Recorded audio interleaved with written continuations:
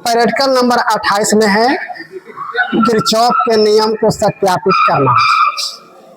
तो किरचॉफ का दो नियम है, एक केसीएल है और एक केवीएल है। केसीएल है वो करंट से संबंधित नियम है और केवीएल है वो वोल्टेज से संबंधित नियम है। तो पहले केसीएल जानते हैं। केसीएल मतलब किरचॉफ करंट लॉ। यह क्या कहता है, किसी भी बंद परिपथ में किसी जंक्शन या नोड पर आने वाली धारा जाने वाली धारा के बराबर होता है। यह आवेश संरक्षण के सिद्धांत पर काम करता है। और दूसरा नियम है केवीएल, किरचॉफ वोल्टेज लॉ। किसी भी बंद परिपथ में कुल वोल्टेज ड्रॉप अप्लाई वोल्टेज के बराबर होता है या इसका बीजगणितीय योग 0 के बराबर होता है। अब इसको अच्छा से समझते हैं। सबसे पहले जान लीजिए किरचॉफ का नियम इम्पोर्टेंट क्यों है। जैसे कहीं भी वायरिंग करते हैं तो कोई फेज तार हो और न्यूट्रल तार होता है, उसमें से आप कहीं से भी कहीं कनेक्शन निकाल के कहीं पहुंचा देते हैं, तो इसका क्या दुष्प्रभाव हो सकता है, कहां पर क्या कौन सा तार जल सकता है, कहां पर लोड बढ़ जाएगा, कहां पर लोड घट जाएगा, कि क्या होगा। तो इन सारा सवाल के जवाब आपको इस नियम से मिलता है। जब प्रैक्टिकल कराएंगे तो आपसे हम पूछेंगे और बताएंगे भी कि यहाँ पर इसको धारा बढ़ाएंगे या यहाँ से सप्लाई खींच लेंगे तो क्या होगा, किस वायर से ज्यादा करंट जाएगा और किस वायर से कम करंट आएगा, कहाँ का वायर हमको मोटा होना चाहिए और कहाँ का पतला हमको वायर होना चाहिए। इन सारा सवाल का जवाब आपको मिलेगा। पहले केसीएल चलते हैं। केसीएल में क्या होता है, किसी भी बंद परिपथ में, परिपथ का मतलब होता है कोई सप्लाई है जहां पर हमको वायरिंग किया हुआ है और वायरिंग हमको यानी कि सप्लाई ऑन है, तो उसको बोलते हैं किसी भी बंद परिपथ। और ओपन उसको बोलते हैं जहां से स्विच ऑफ हो। ठीक है, तो किसी भी बंद परिपथ में इसका मतलब है सप्लाई चालू है। ठीक है, तो अब होता है किसी भी बंद परिपथ में किसी जंक्शन या नोड पर। अब जंक्शन या नोड किसको बोलते हैं, क्या कहता है, किसी बंद परिपथ में, तो ये है हमको सप्लाई है, एसी सप्लाई दे सकते हैं, डीसी सप्लाई कोई भी दे सकते हैं। बंद परिपथ का मतलब है, बंद परिपथ का मतलब है पूरा बंद सर्किट एक बनाना। तो यहाँ पर कहीं हमको ओपन नहीं है, सारा बंद सर्किट है, ये स्विच लगाए हुए हैं तो अभी ओपन है।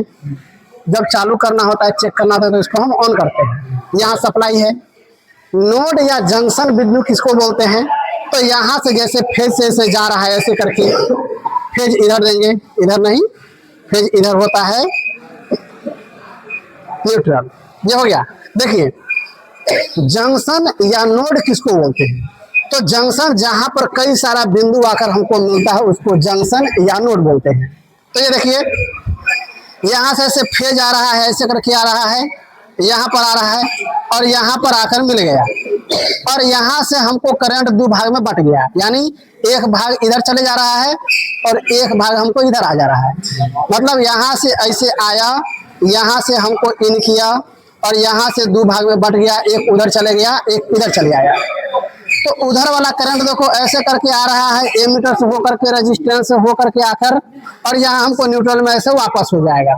ये ऊपर का सर्किट का हमको करंट है।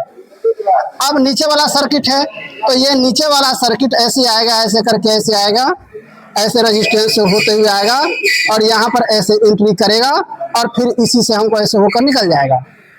मतलब क्या हुआ, ऐसे हमको करंट आया और यहाँ से ये वाला एंट्री किया और इस यहाँ पर भी नोड बिंदु बना और एक नोड बिंदु हमको यहाँ बना।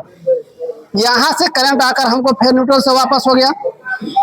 मतलब देखिए फेज से हमको ऐसे करंट जा रहा है, यहाँ से ऐसे आ रहा है, मेन तार से ऐसे आया और यहाँ नोड बिंदु बना, यहाँ से दो भाग में यहाँ बट गया। यहाँ से एक भाग का करंट ऐसे आया, यहाँ पर आया और यहाँ से एक भाग का करंट इधर से आकर के और न्यूट्रल से हमको फिर वापस हो गया। एक का हुआ, दूसरा का नीचे से ऐसे आ रहा है, ये देख रहे हैं ऐसे आ रहा है, यहाँ से आया, इस नोड बिंदु पर आया, आप फिर इस न्यूट्रल तार के थ्रू हमको ये निकल गया। तो यह नोट हुआ। यह नियम क्या कहता है, बंद परिपथ में आने वाली करंट जाने वाली करंट के बराबर होता है। तो देखिए यहां से ये करंट आ रहा है, अगर हम इसको I1 बना दे और इसको बना दे I2 और इसको नाम दे दे I3, तो क्या कहता है, आने वाली करंट जाने वाली करंट के बराबर होता है।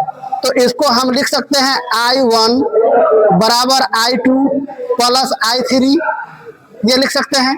तो इसका मतलब ये है दोनों का करंट अगर हम जोड़ देंगे तो हमको इस करंट का वैल्यू हमको होना चाहिए। तो यहां से ये हो जा रहा है। इस नोड बिंदु के केस में देखिए आने वाली करंट जाने वाली करंट के बराबर होता है। तो देखो ये आ रहा है करंट, ये कौन सा नाम दिए है I2, ये है I3, है ना। तो ये हो जाएगा I1, ये हो जाएगा। अब देखिए यहां से ये करंट आया और यहां से हमको निकल गया, फिर यहां से करंट आया यहां से निकल गया। यहां देखिए करंट आ एक रहा है और यहां से दो निकल रहा है, और इसके केस में देखिए करंट दो आ रहा है और एक निकल रहा है। इसका मतलब यह है कि यहाँ जो बटा था वो दोनों आकर यहाँ एक साथ हमको मिल गया और यहाँ से आउटपुट हमको मिल रहा है। तो ये है केसीएल। अब देखिए इसमें क्या होता है, आपके दैनिक जीवन पर या कहीं वायरिंग कीजिएगा, कहीं भी कुछ सप्लाई दीजिएगा, जोड़िएगा, तो जब हमको कहीं पे लोड देना होता है तो हम क्या करते हैं, खोजते हैं कि फेज और न्यूट्रल कहाँ है। तो जो प्रशिक्षित नहीं है या जो ट्रेनिंग नहीं लिया है तो वो कहीं से भी उसको फेज न्यूट्रल मिल जाए, वहां से तार जोड़ेगा, निकाल के वहां लोड को पहुंचा देगा। तो इसमें दिक्कत ये होता है कि जो लोड बाद में जोड़ता है वो लोड कैसा है, यानी ज्यादा वाट का है, कम वाट का है, ज्यादा करंट लेने वाला है कि कम करंट लेने वाला है, इस पर डिपेंड करता है। अभी हमने यहाँ पर ये जोड़ा है, अब हम आपको कहते हैं कि इसमें एक लोड और बढ़ा दो। तो अब हम क्या करते हैं, हमारा मन है कहीं से भी हम जोड़ सकते हैं, अनजान टेक्नीशियन है, कहीं से भी हम जोड़ सकते हैं। तो चलो यार हमको ये न्यूट्रल दिख रहा है, इधर हमको फेज दिख रहा है, तो हमको जैसे यहाँ पर बल्ब जलाना है, यहाँ पर ये ले लीजिए हमको बल्ब जलाना है, तो हम क्या करेंगे, कहीं से फेज ले लेंगे। फेज हम यहाँ से भी ले सकते हैं, फेज यहाँ से भी ले सकते हैं। तो अभी हम यहाँ से फेज लेते हैं ऐसे, और फिर बताते हैं कि क्या होता है। यहाँ से हमने ये फेज लिया और हमने इस बल्ब को दे दिया, और हमको न्यूट्रल को देना है। तो चलो भाई हमने यहाँ से लिया और यहाँ से दे दिया न्यूट्रल को, न्यूट्रल हमने बल्ब को दे दिया।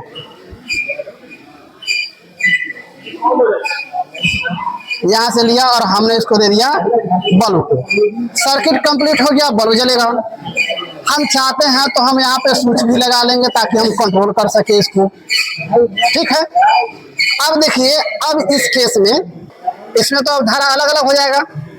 पहले देखिए यहाँ से ऐसे आता था, दो भाग में बढ़ता था, यानी दोनों इसका और इसका योग हमको यहाँ से जाता था। अब हमको एक करंट ये भी बढ़ गया, तो ये करंट भी हमको इसी मेन वायर से जाएगा और ऐसे करके आएगा, ऐसे करके, और हमको यहाँ से ऐसे निकलेगा, और ये करंट भी यहाँ हो जाएगा दो करंट, और यहाँ से आकर के हमको इस वायर से मेन न्यूट्रल वायर से निकल जाएगा। तो यहाँ देखिए यहाँ से ऐसे आया, यहाँ से ही चल गया ये, तो अब इसका जो करंट है इसी तार से निकल के जा रहा है, तो यहाँ से ये दो करंट हो गया।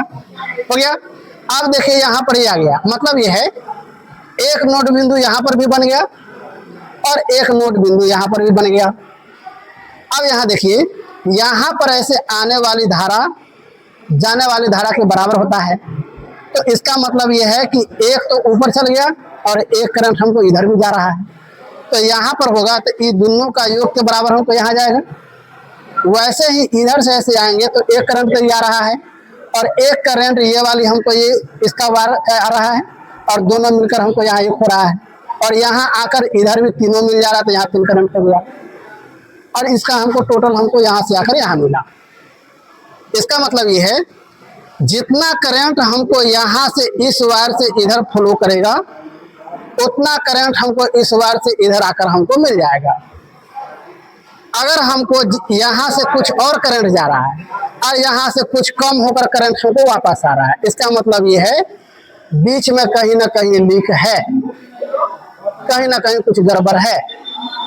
जैसे पहले बिजली चोरी करता था तो उसमें क्या करता था, एक फेज हमको यहाँ से ले लेता था ऐसे फेज, और यहाँ पर हमको बल्ब लगा लिया और यहाँ पर लगा दिया अर्थिंग। अब क्या हुआ, यहाँ से करंट ऐसे आ रहा है और यहाँ से करंट तो हमको जा रहा है और यहाँ से हमको वापस हो जा रहा है और चल जाएगा अर्थिंग में। इसका मतलब ये है कि अब इस न्यूट्रल को, ये जो करंट इधर आ रहा है, इस न्यूट्रल का तो उतना करंट हमको कम जाएगा। तो जो बिजली मिस्त्री होता है या वहाँ से बिजली बोर्ड ऑफिस से जो आता है तो क्या चेक करता था, फेज में अलग लगाकर क्लैंप मीटर से चेक कर रहा था कि करंट कितना है, अब फिर न्यूट्रल में यहाँ पर अलग लगाकर चेक कर रहा था करंट कितना है। अगर दोनों बराबर है इसका मतलब यह है कि इसमें लोड अलग से जोड़ा हुआ नहीं है, यानी बिजली चोरी नहीं हो रहा। अगर 1.5 बार आ रहा है तो 2 कंडीशन है, या तो वह बिजली चोरी कर रहा है और नहीं तो कहीं लीकेज है। बस समझिए। तो हमको केसीएल में इन सारे चीजों को समझने में हमको ये पता चलता है। अब इस कंडीशन में हम आपसे पूछें कि बताओ भाई, ये वाली हमने सारा सर्किट के अनुसार हमने वायरिंग कर दिया। अब हम पूछेंगे आपसे, बताओ इसमें सबसे मोटा तार कहाँ लगाना पसंद करोगे, कहाँ लगेगा? इसमें सबसे मोटा तार इस सर्किट में कहाँ लगेगा? इसमें I1 धारा प्रवाहित हो रही है, उसमें सबसे मोटा। और बताओ इसमें, बताओ इसमें देखो, एक तार ये है, एक ये है, इतना सारा तो तार जोड़ा हुआ है ही। हमको बताओ सबसे ज्यादा धारा प्रवाह कहाँ से? देखो, अगर हम आपसे अभी हम पूछे कि इस पूरे सर्किट में ज्यादा करंट यानी कि सबसे मोटा वायर कहाँ से कहाँ तक लगेगा, तो आप क्या जवाब दीजिएगा? फेज और न्यूट्रल मेन तार को। तो फेज हमको कहाँ से आया है, यहाँ से आया है, तो यहाँ से ले करके ऐसे करके यहाँ तक हमको सबसे मोटा तार होगा। न्यूट्रल में भी यहाँ से करके यहाँ से यहाँ तक, यानी यहाँ तक हमको मोटा तार होगा। क्यों यहाँ तक मोटा क्यों होगा? क्योंकि सारा करंट जितना भी लोड जो रहे हैं सब हमको इसी तार से और इस तार से हमको फ्लो करता है। बात समझ गए? अब हम पूछेंगे कि अब यहाँ से लेकर इतना सर्किट में सबसे पतला तार कहाँ लगेगा? कहाँ लगाइएगा आप? बल्ब का सर्किट जहाँ जोड़ेंगे उसमें, बल्ब वाला सर्किट में। अब बल्ब वाला सर्किट में हम पतला तार क्यों लगाएंगे? अगर यहाँ पर इसमें इसके अपेक्षा लोड इसमें कम है तो स्वाभाविक है कि करंट इसमें कम जाएगा, तो हम इसमें लगाएंगे। तो हमको देखना ये है कि लोड ये वाली कम है, ये वाली कि ये वाली कि ये वाली। तो जो सबसे कम लोड रहेगा हम उसमें सबसे पतला तार लगाएंगे, और सबसे पतला उतना जितना लोड का करंट वहन कर सके अच्छा ढंग से। बस समझिए। अगर अब इस सर्किट में हम पूछे, पूरे सर्किट में, और हम पूछे कि हमको बताओ यहाँ पर ये है 3 गो, यहाँ देख लो। अगर हम यहाँ कर लेते हैं, ये है 200 वाट का बल्ब है और यहाँ पर हम लगा लेते हैं 100 वाट का कोई लोड, ठीक है। और हम पूछेंगे एक ये वाली है और एक ये है और एक ये है, इस तीनों में मोटा तार कौन लगेगा? ये वाली, ये तो मोटा सबसे रहेगा। हम तुलना किया कौन में? इसमें और इसमें हम तुलना कर रहे हैं, तो मोटा तार किसमें? इसमें क्यों रहेगा? क्योंकि इस लोड का भी करंट, यानी इस लोड का भी करंट हमको इसी तार से फ्लो हो रहा है और इस लोड का भी करंट हमको इसी तार से फ्लो हो रहा है, इसीलिए दोनों की अपेक्षा हमको यहाँ पे मोटा तार चाहिए। बात समझ गए? अब इधर के केस में पूछे कि इसमें और इसमें देख लो, एक इसमें देखो, हम कहाँ पॉइंट दे रहे हैं उसको देखो। एक इसमें और इसमें सबसे मोटा तार कौन? ये वाला होगा। अच्छा, इसके बाद जो पतला तार होगा कौन सा होगा? इसके बाद पतला तार, इससे पतला बोल रहे हैं, तब कहाँ लगेगा? ये वाली। और सबसे पतला कहाँ लगेगा? ये दोनों में से कोई भी लोड के अनुसार। अब समझ गए?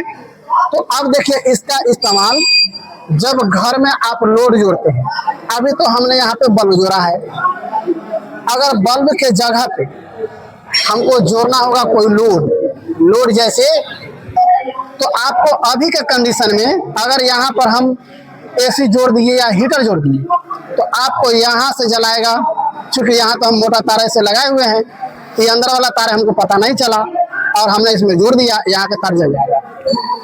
तो अब आपको कहीं बाहर से लोड जोड़ते हैं तो इसको देखकर आपको लोड के जोड़ने की जरूरत होता है। बात समझ गए? ये हो गया पूरा केसीएल नियम। और केसीएल का अप्लाई कहाँ होता है? घर का वायरिंग करते हैं तो किसी भी परिपथ में किस वायर से होकर प्रवाहित होगा, वहां पर इसका इस्तेमाल करते हैं। बस समझ गए? चलिए, ये हो गया केसीएल। अब आते हैं केवीएल। केवीएल क्या कहता है? तो किसी भी बंद परिपथ में उसके लोड में यानी उसके लोड में हुई कुल वोल्टेज ड्रॉप सप्लाई वोल्टेज के बराबर होता है, या इसका बीजगणितीय योग शून्य होता है। अब क्या होता है, हमने यहाँ पर ये एक सर्किट बनाया है जिसमें एक रेजिस्टेंस हमने इसको दिया, एक रेजिस्टेंस ये है और एक रेजिस्टेंस ये है। यहाँ पर हमने सप्लाई वोल्टेज दिया है, यानी यहाँ पर हमने सप्लाई वोल्टेज दिया। एक हमने सर्किट में लगा लिया स्विच ऑन ऑफ करने के लिए, एक रेजिस्टेंस ये दिया, एक रेजिस्टेंस ये है और एक रेजिस्टेंस ये है, और यहाँ से हमको न्यूट्रल दे करके इसका सर्किट हमने कंप्लीट कर दिया। अब हम यहाँ से वोल्टेज दे रहे हैं, मान के चलो 250 वोल्टेज दे दिए, तो 250 वोल्टेज हमको इधर सर्किट में आएगा। अब 250 वोल्टेज इसी सर्किट में हमको पुराना मतलब पूरा ड्रॉप होगा, यानी अब किसमें कितना वोल्टेज ड्रॉप होगा वो लोड के अनुसार होता है। जैसे ये मान के चलिए ज़्यादा ओम का लोड है, ये इसके अपेक्षा कम लोड का है, ये वाली इससे थोड़ा ज़्यादा है, तो सब में वोल्टेज ड्रॉप लोड के अनुसार होता है। क्योंकि V बराबर क्या कहता है, I इंटू R। तो R रेजिस्टेंस है तो R के अनुपात में हमको इसमें वोल्टेज ड्रॉप होगा। तो इसमें हमको सीधे ये करना है, जैसे यहाँ पर 250 वोल्टेज दे रहे हैं तो इस लोड का हमको यहाँ पर मल्टीमीटर लगाकर वोल्टेज नाप लेना है, इस लोड का मल्टीमीटर से यहाँ नाप लेना है, और इस लोड का मल्टीमीटर यहाँ से लगाकर नाप लेना है, और तीनों को जोड़ देना है और जोड़ कर देखना है कि हमको 250 आ रहा है कि नहीं। अगर 250 आ गया मतलब यह नियम सही है, नहीं आ रहा है मतलब गड़बड़ है, तो जोड़ के हमको देखना है। तो अभी हम क्या करेंगे, सबसे पहले केसीएल इस लोड के अनुसार बनाते हैं, उसके बाद केवीएल इस लोड के अनुसार हम कनेक्शन करेंगे, और जब ये कनेक्शन कर लेंगे तब आपको पूरा वोल्टेज नाप के इसमें देख लेना है। तो इसको अब करते हैं प्रूफ। केसीएल नियम यानी करंट लॉ का सत्यापन। अभी हमने क्या किया, जितना सर्किट डायग्राम उसमें बनाए थे या उसमें जब लिखे थे तो सर्किट डायग्राम के अनुसार हमने इसको कनेक्ट कर लिया। इसमें हमने क्या किया है, एक फंक्शन जनरेटर लिया है जिसका काम है एसी को डीसी में हमको कन्वर्ट करता है, और यह नियम एसी और डीसी दोनों पर लागू होता है। तो मेरे पास ये इसको इसीलिए लगाए हैं क्योंकि वोल्टेज को हम आराम से कम बेसी कर सकें। अभी हम आपको इस पर आधारित कई सारा सवाल पूछेंगे, ठीक है, तो इस बात को अभी ध्यान से सुनो। अभी हमने क्या किया, एक फंक्शन जनरेटर लिया है, इसमें से आउटपुट यानी यहाँ से जो मेन सप्लाई होता है कितना वोल्टेज हमको आता है वो हमको यहाँ बताएगा। इस पूरे सर्किट में कितना करंट हमको ले रहा है दोनों सर्किट में वो हमको मेन करंट ये बताएगा। यहाँ हमने एक मिली एम्पियर मीटर लगाया है, ये वाली वेरिएबल एक रेजिस्टेंस लगाया है ताकि रेजिस्टेंस को कम बेसी करके हम आपको बता सके कि करंट कम बेसी लेता है। इधर भी हमने एक मिली एमीटर का इस्तेमाल किया है और एक ये वेरिएबल रेजिस्टेंस है। इतना चीज से हम ये कर सकते हैं। अब इस पूरे सर्किट में देखना ये है कि नोड बिंदु हमको कहाँ कहाँ बन रहा है। तो एक नोड बिंदु तो ये फेस से आ रहा है, ये वाली यहाँ पर बन गया हमको नोड बिंदु, और एक नोड बिंदु यहाँ पर जो दोनों हमको मिल रहा है ये वाली, ये जो यहाँ पर मिल रहा है ये वाली हमको एक नोड बिंदु है, तो हमको दो नोड बिंदु हो गया। अब इसमें देखना ये है, अगर हम आपसे पूछे कि इस सर्किट डायग्राम में के अनुसार करंट हमको कहाँ कहाँ से फ्लो होता है और कहाँ से हमको रिटर्न होता है। तो जैसे उसमें सर्किट डायग्राम में बनाए थे वैसे ही देखिए यहाँ से फेज ऐसे जा रहा है, यहाँ पर एक लोड बिंदु बन गया और यहाँ से दो भाग में बांटता है, एक इस लोड के लिए और एक ये लोड के लिए। तो दो भाग में हमको बट जा रहा है और ऊपर करके लो, ऊपर से ऐसे ऐसे लो, ऐसे ऊपर से लोगे ना तो दिखाई देगा। चाहे उस पर चढ़ जाओ, वहाँ उस पर चढ़ जाओ, ऊपर से दिखाई देगा। अच्छा है, ये नोड बिंदु है। केसीएल का नियम क्या कहता है, आने वाली धारा जाने वाली धारा के बराबर होता है। तो ये हमको धारा में आ रहा है, यहाँ से दो भाग में बट गया, तो एक धारा उधर गया, एक धारा इधर आया। तो ये दोनों हमको जाने वाली धारा है और ये वाली आने वाला धारा है। तो आने वाली धारा हमको टोटल यहाँ पर दिखाई देगा। तो अब हम क्या करते हैं, इसको और इसको धारा को जोड़कर हमको देखना है कि इस धारा के बराबर होता है कि नहीं। तो ये धारा हमको यहाँ शो कर रहा है, ये वाली इसमें, और ये धारा हमको इसमें शो कर रहा है और इसका धारा इसमें शो कर रहा है। इसका मतलब ये है कि इन दोनों को धारा हम ये दोनों जोड़ेंगे तो हमको इसके बराबर पूरना चाहिए। तो अभी हम इसको ऑन करके देखते हैं कि इन दोनों का हमको इसके बराबर आता है कि नहीं। अभी देखिए 47 वोल्ट पर अभी इसमें धारा हमको नहीं बता रहा है। इसका मतलब यह कि रेजिस्टेंस हाई है, अभी धारा प्रवाह होता होगा जो अभी मिली एम्पियर से भी कम में होता होगा। तो हम क्या करते हैं, इसको थोड़ा बढ़ाते हैं वोल्टेज, तो देखते हैं और करंट हमको बढ़ेगा। तब दोनों को जोड़ के हमको देख लेना है। ये हमने क्या किया, वोल्टेज बढ़ाया, ये देखिए हमने वोल्टेज बढ़ाया। अभी हम देख पा रहे हैं 45 वोल्ट पे हमको 0.47 एम्पियर हमको ले रहा है। तो अब देखिए ये दोनों को हमको जोड़ेंगे तो हमको 0.47 आना चाहिए। तो अभी देखिए यहाँ कितना है, इसमें 200 मिली एम्पियर। यहाँ देखिए ये हमको मिली एम्पियर मीटर वाइब्रेट कर रहा है। इसका मतलब ये है कि ये सही नहीं है। अगर सही होता तो एक जगह हमको स्थिर होता।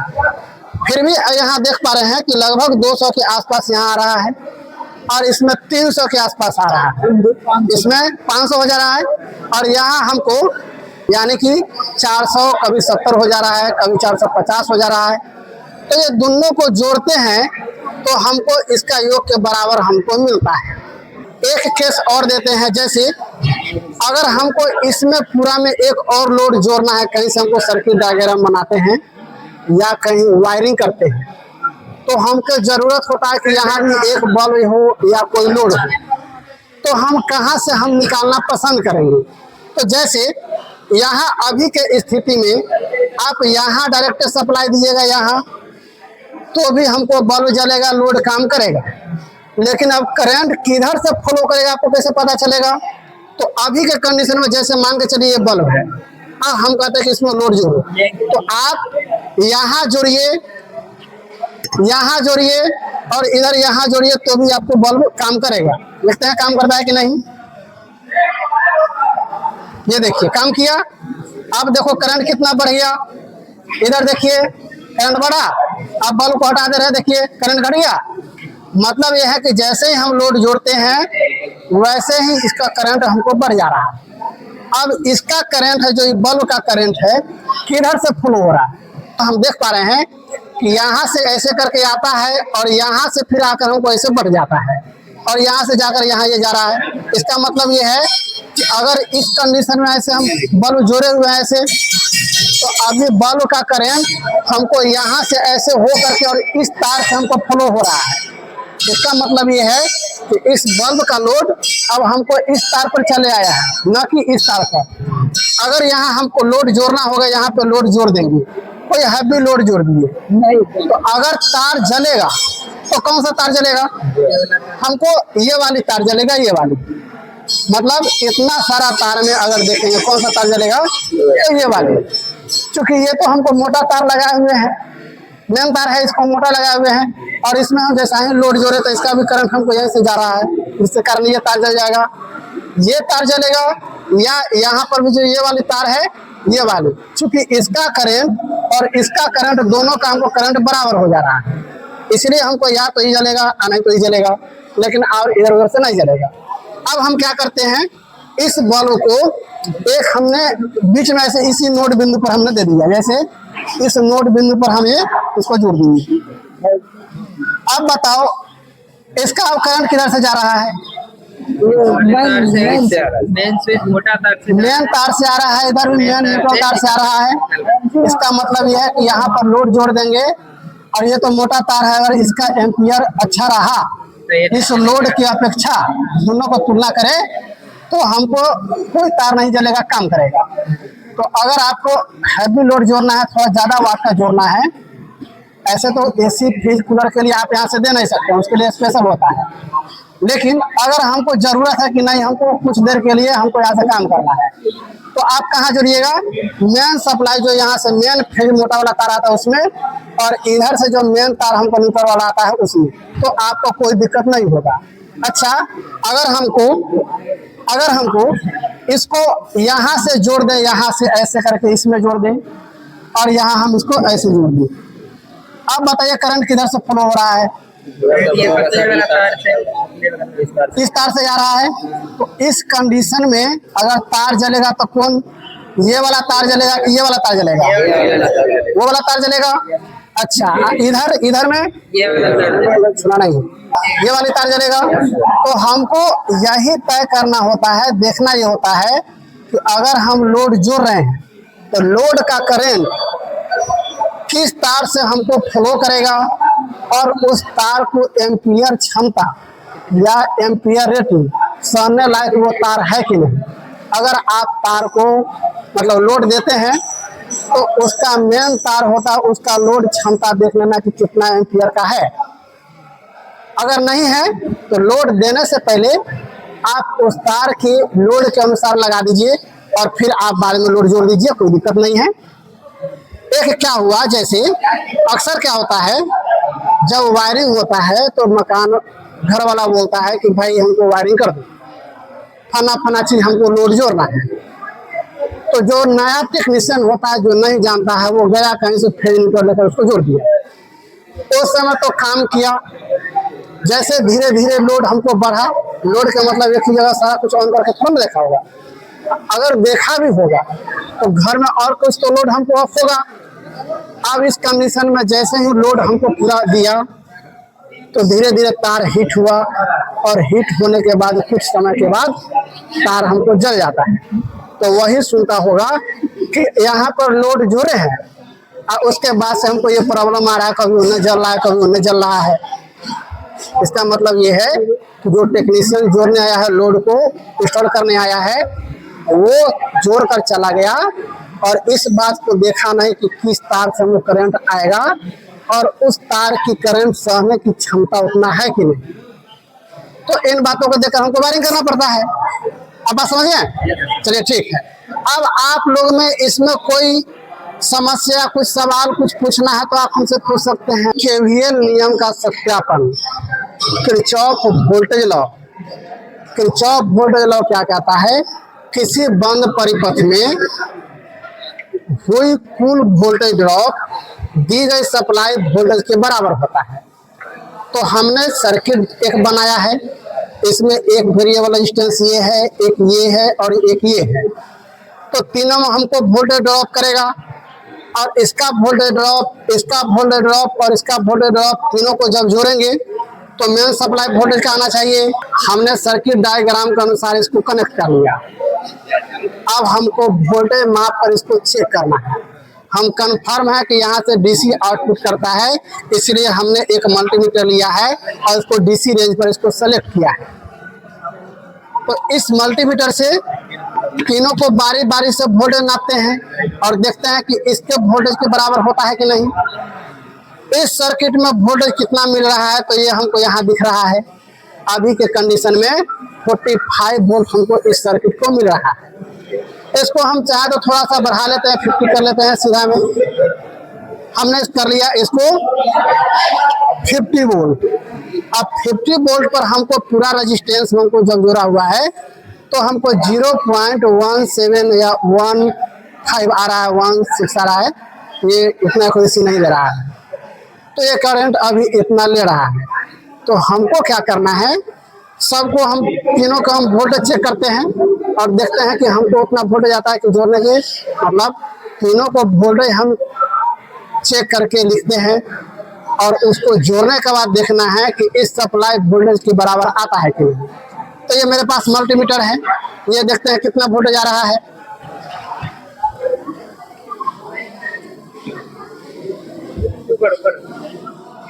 अभी 1 हो रहा है, 110 हो रहा है, 12 हो रहा है।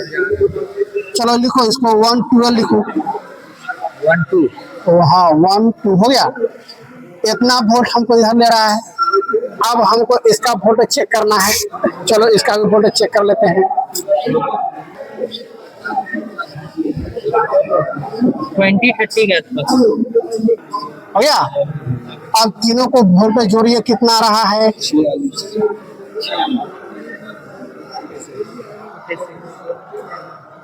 कितना आया? 46 वोल्ट आ रहा है।